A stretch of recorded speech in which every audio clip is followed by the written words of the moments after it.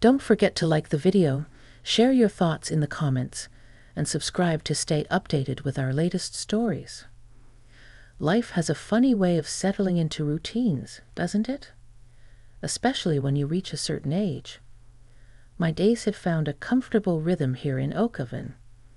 Morning coffee on the porch swing, listening to the birds gossip in the old maple tree, tending to my small garden, maybe a book club meeting or lunch with my friend Martha. Quiet. Predictable, mostly. My husband, Tom, passed away 3 years ago, and the kids are grown with lives of their own miles away. So it's just me and the house, filled mostly with memories and the gentle ticking of the grandfather clock in the hall. My neighbors, the Hendersons, have been next door for 20 years. Martha, bless her heart, always jokes that our property lines are purely suggestions. We've shared countless cups of sugar, watched each other's houses during vacations, and celebrated milestones together. I watched their son, Ethan, grow up. From scraped knees and little league games to awkward high school dances and heading off to college. He was always a polite kid, maybe a little quiet, but with kind eyes like his mother, Sarah. He moved back home about 6 months ago after finishing his master's degree. I'd see him occasionally, mowing the lawn or carrying in groceries for Sarah. We'd exchange pleasantries, the usual "how are you?" And nice weather we're having, but that was about it. He was a grown man now, closer to 30 than 20, with a serious look about him sometimes, working remotely from his old bedroom, apparently. He wasn't the lanky teenager anymore. He carried himself with a quiet confidence, though sometimes I caught a glimpse of something uncertain in his expression when he thought no one was looking. So you can imagine my surprise last Tuesday afternoon. I was out front, wrestling with a particularly stubborn patch of weeds near the mailbox, my gardening gloves covered in dirt, probably with a smudge on my cheek knowing my luck. Ethan pulled into their driveway, his car sputtering slightly, a reliable but aging sedan.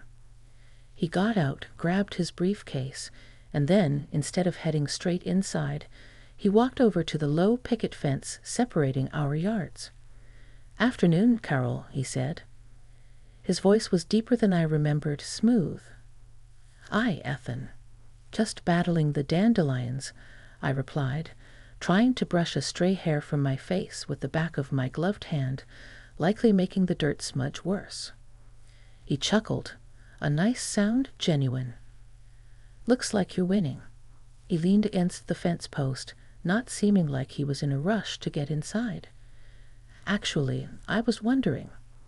He hesitated for a moment, looking down at his shoes, then back up at me.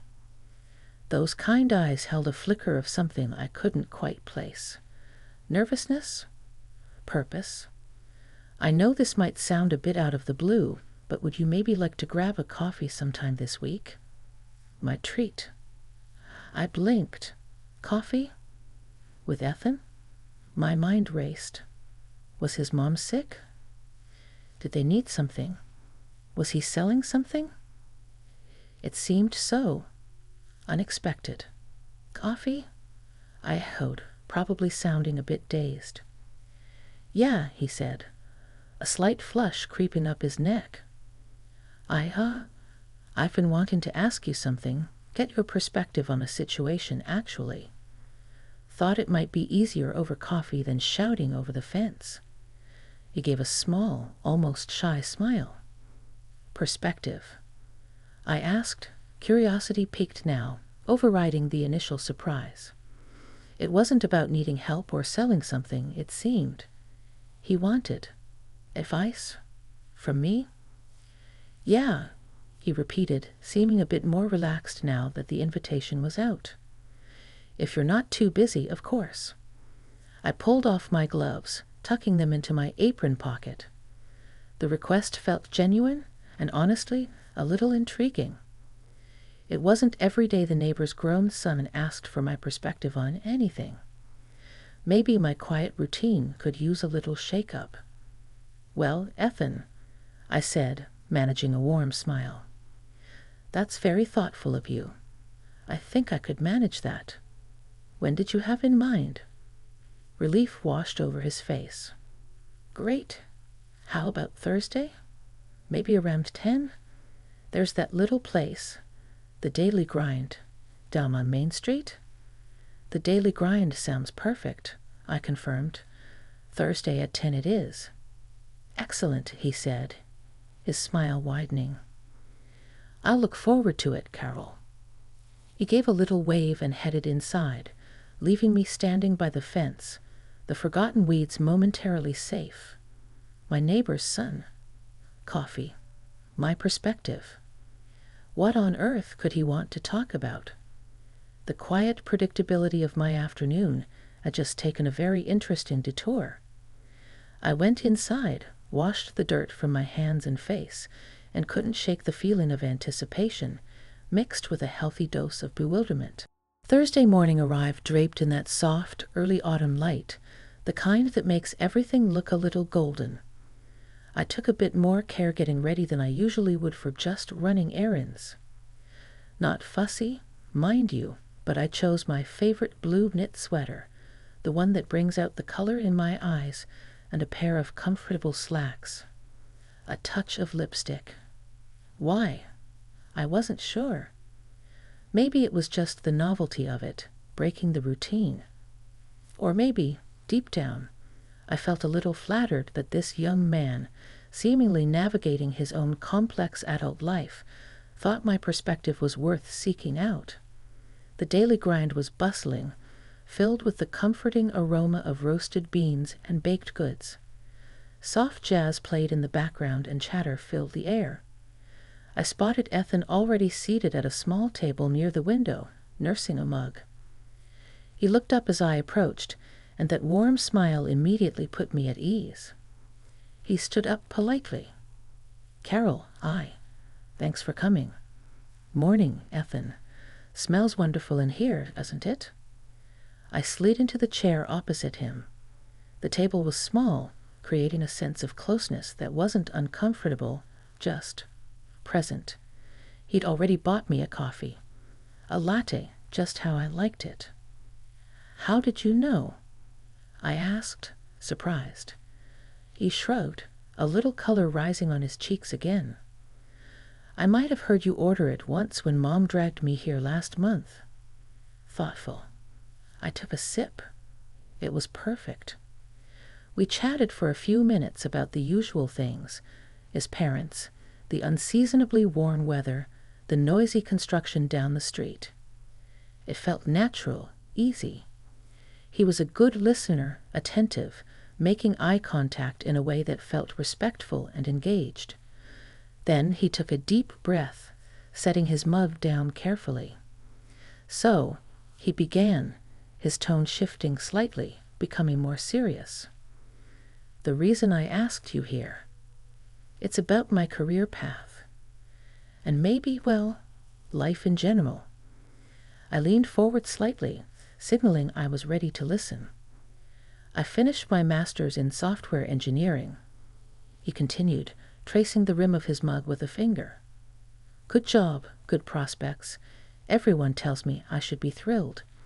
And I am, in a way. It's challenging work. But he trailed off, looking out the window for a moment. But it doesn't feel. Right? Is that crazy? He looked back at me, his expression earnest, searching. I spend all day staring at code, solving problems logically. It pays well. My parents are proud. But at the end of the day, I feel disconnected. Like I'm building things nobody really needs, or worse, things that just distract people.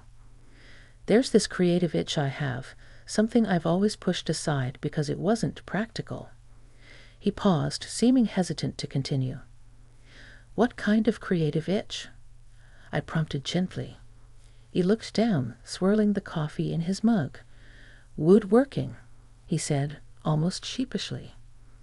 Ever since I was a kid in Dad's workshop. I love the smell of sawdust, the feel of the grain, taking a rough piece of lumber and making something beautiful, something useful with my own hands. I've been doing small projects in the evenings, hidden away in the garage.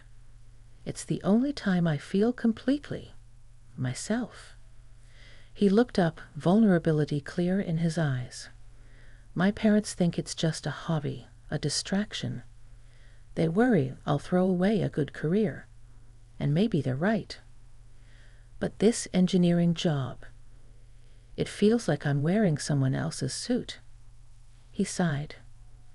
"I guess I wanted to ask you. You've seen a lot of life, Carol.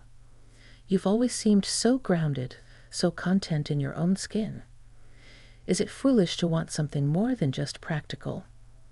To follow something that feels meaningful, even if it's less secure?" I listened intently, taking in his words, the passion that lit up his face when he spoke about woodworking, the conflict warring within him. Here was this capable young man, successful by conventional standards, wrestling with the age-old question of passion versus practicality. It wasn't what I had expected at all. I thought maybe he had landlord troubles or needed advice on dealing with a difficult colleague. This was deeper, more personal. I thought about my own life, about Tom, who had worked a steady but uninspiring accounting job for 40 years to provide for us, always dreaming of opening a little bookstore that never materialized. I thought about the choices I'd made, the paths taken and not taken. "Ethan," I said softly, meeting his gaze, "it's never foolish to want your life to feel meaningful. Practicality pays the bills, and that's important, truly it is. But passion feeds the soul, and life is too short to starve your soul." He absorbed my words, his shoulders relaxing slightly. "But how do you balance it?" he asked, his voice quiet. "How do you know if you're being brave or just incredibly reckless?" "That," I admitted, "is the million-dollar question. There's no easy answer. Sometimes it's about finding a way to integrate your passion, maybe not quitting the day job immediately, but carving out dedicated time, seeing where it leads. Sometimes it's about taking a calculated leap. But the first step is acknowledging that what you feel is valid. That longing for something more, that creative itch, as you call it, that's your intuition talking. It's telling you something important about who you are." We talked for almost 2 hours. He told me about the intricate little music boxes he carved, the satisfaction of restoring an old piece of furniture. I shared stories about Tom's hidden dreams, about my own rediscovery of painting after the kids left home, how it had filled a space I didn't even realize was empty.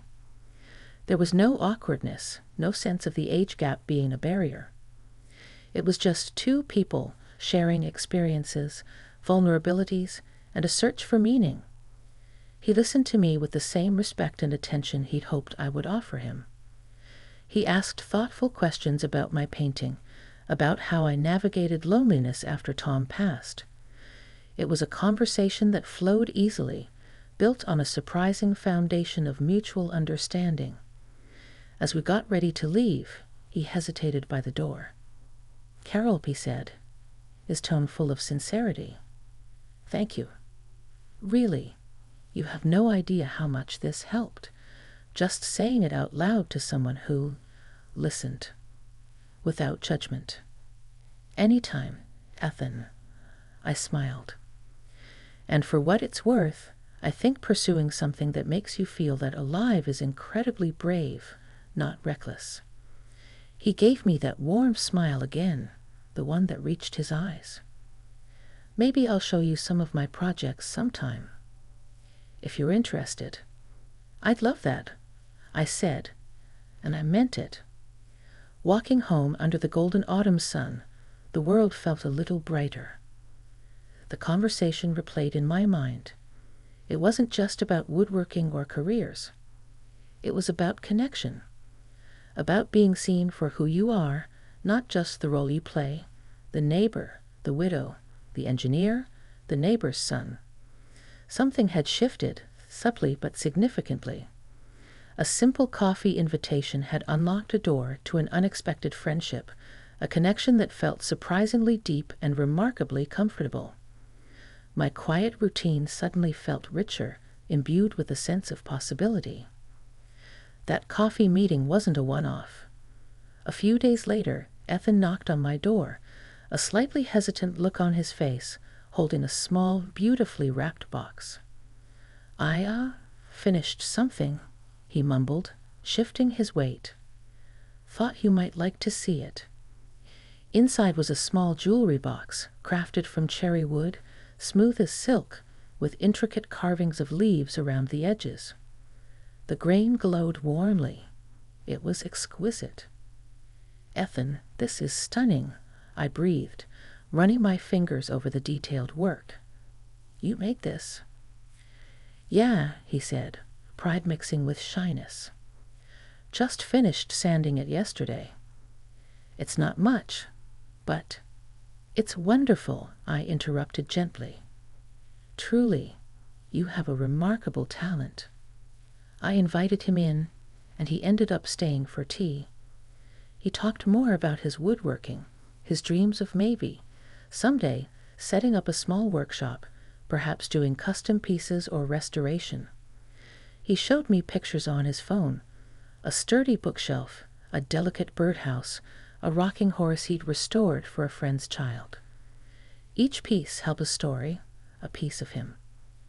I, in turn, showed him my paintings, landscapes mostly, attempts to capture the changing light over the fields behind our town, the quiet dignity of the old oak trees. He looked at them with genuine interest, asking questions about my technique, about what inspired me. He noticed details, the way I used color, in a way few others had. It felt good to share that part of myself, something I usually kept fairly private. We started falling into an easy rhythm. Sometimes he'd stop by after work, just to chat for a few minutes on the porch. Other times, we'd bump into each other at the grocery store and end up talking for 20 minutes by the produce aisle. We even went for a walk in the park one crisp Saturday afternoon, crunching through fallen leaves, talking about everything and nothing. Books we'd read, funny childhood memories, the way the town was changing. There was a comfortable silence between us, too, the kind you only share with people you feel truly at ease with. I learned more about him. He was thoughtful, observant, with a dry sense of humor that often caught me off guard and made me laugh. He worried about his parents getting older, felt a bit adrift from his college friends, who were all settling down and starting families, and carried a quiet sensitivity beneath his calm exterior. He wasn't just the neighbor's son anymore. He was Ethan, a complex, interesting person navigating his own path. And I realized with a little jolt that maybe he saw me as more than just Carol, the nice lady next door. 2. He saw me as someone with thoughts, experiences, and creative sparks of her own. One rainy afternoon, he called. "Hey, Carol, are you busy?" There was an odd note in his voice. "No, Ethan, just reading." "Everything okay?" "Sort of," he said. "I had a discussion with my dad about the woodworking. It didn't go great. He thinks I'm being irresponsible. I just could use a friendly ear, if you're not busy." "Come on over," I said immediately. He arrived looking damp and dejected, sinking into the armchair by the fireplace. He recounted the conversation with his father, the familiar arguments about security, wasting his education, the disappointment in his father's voice. "He just doesn't get it," Ethan said, frustration etched on his face. "He thinks because I'm good at engineering, I should love it. He doesn't understand that it feels hollow." I listened, letting him vent, offering quiet words of understanding. I didn't offer easy solutions, just empathy. "It's hard when the people you love don't understand your dreams," I said softly. "But ultimately, Ethan, it's your life to live. Your father loves you, he's worried about you, that's where his reaction comes from. But his path isn't necessarily yours." He looked up, his eyes meeting mine. "You really believe that? That it's okay to choose a different path, even if it disappoints people?" "I believe. I said firmly. That true contentment comes from being authentic to yourself. It takes courage. And sometimes the people who love you might take time to understand, but your happiness matters. He sat quietly for a long moment, gazing into the crackling fire I'd lit earlier. The rain drummed against the window panes. Then he looked over at me, a different kind of emotion in his eyes now, not frustration, but a deep, quiet gratitude. "Thank you, Carol," he said, his voice thick with emotion. "You always seem to know the right thing to say. You make things clearer." In that moment, sitting there in the warm glow of the firelight, sharing a quiet understanding, the connection between us felt incredibly strong. It wasn't romantic, not in the conventional sense. It was deeper than that, somehow. A meeting of minds, a shared vulnerability, a mutual respect that transcended age and circumstance. It was the simple, profound comfort of being truly heard, truly seen by another human being. And that felt more unexpected, more unbelievable than anything I could have imagined when he first asked me for coffee. Life didn't magically transform overnight, but something fundamental had shifted within me, like dormant bulbs stirring beneath the earth. My days still held their familiar rhythm, the coffee, the garden, the book club, but they were infused with a new layer of richness, a quiet hum of anticipation. Knowing Ethan was next door, knowing we shared this unexpected bond, made the world feel a little less predictable, a little more alive. Our friendship continued to grow, organically and without pressure. We'd share articles we thought the other would find interesting. He'd send me links about new artists or woodworking techniques. I'd clip out articles about local history or promising new authors for him. Sarah, his mom, noticed, of course. "You two seem to be getting along well," she commented one afternoon as we chatted over the fence, a curious but warm smile on her face. "Ethan seems lighter lately." "He's a good man, Sarah," I replied honestly. Thoughtful. "We just enjoy talking." And that was the truth. It was the simple enjoyment of conversation, of shared perspectives. He started seriously exploring ways to integrate woodworking into his life. He didn't quit his job, but he converted a portion of the garage into a proper workshop, soundproofing it carefully. He started taking on small commissions, restoring an antique chair for a neighbor, building custom shelves for the local bookstore. He even enrolled in a weekend business course for artisans. Seeing him pursue his passion, even cautiously, filled me with a quiet pride, like watching a flower you carefully tended finally begin to bloom. He often credited our conversations for giving him the courage to take those first steps. "You helped me see it wasn't an either/or situation," he told me one evening, showing me a design for a beautiful inlaid table he was planning. That I could build this, slowly, alongside my other responsibilities. And in turn, his energy, his quiet determination, inspired me. I picked up my paintbrushes more often, experimenting with new styles, even submitting a piece to the local art fair, something I never would have dreamed of doing before. Our friendship wasn't a secret, but it was ours. It existed in those shared coffees, the quiet chats on the porch, the mutual encouragement we offered each other. There was no drama, no hidden agenda. It was simply real. A testament to the fact that meaningful connections can blossom in the most unexpected places, between the most unlikely people, if you just remain open. Looking back, the truly unbelievable part wasn't some dramatic event. It was the quiet miracle of forming such a deep, respectful, and mutually enriching friendship with my neighbor's son.